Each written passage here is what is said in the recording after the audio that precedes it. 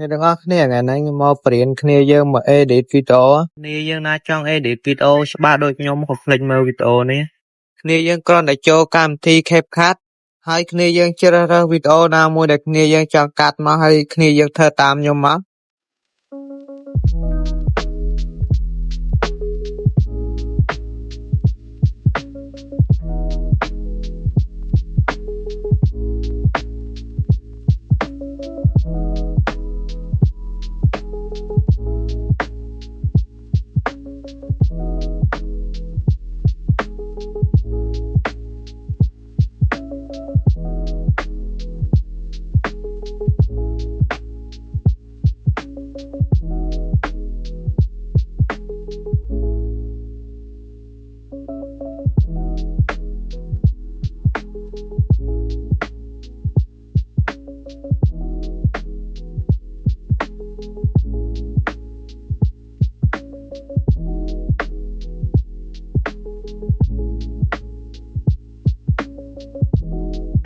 ហើយមកដល់កន្លែងនេះគ្នាយើងលុបអាហ្នឹងវិញអស់ទៅ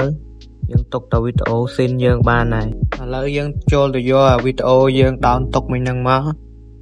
ហើយមកដល់កន្លែងនេះគ្នាយើងបរិចឲ្យប៉ិនគ្នាមករួចគ្នាយើងចុចកន្លែងនេះហើយអូរកន្លែងឆេះហើយគ្នាយើងស្រីឲ្យត្រឹម69មករួចគ្នាយើងគ្រាសមកហើយគ្នាយើងអេបរូបភាពពណ៌សមួយមក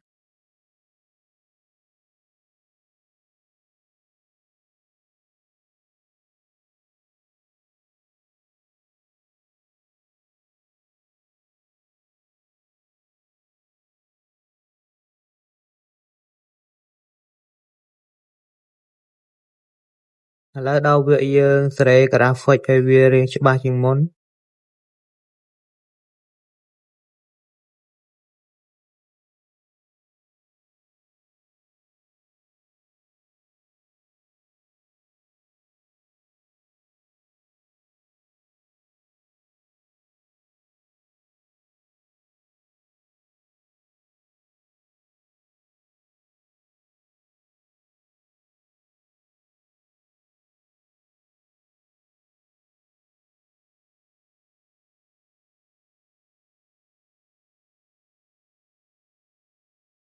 អូខេតែប៉ុណ្ណឹងហើយ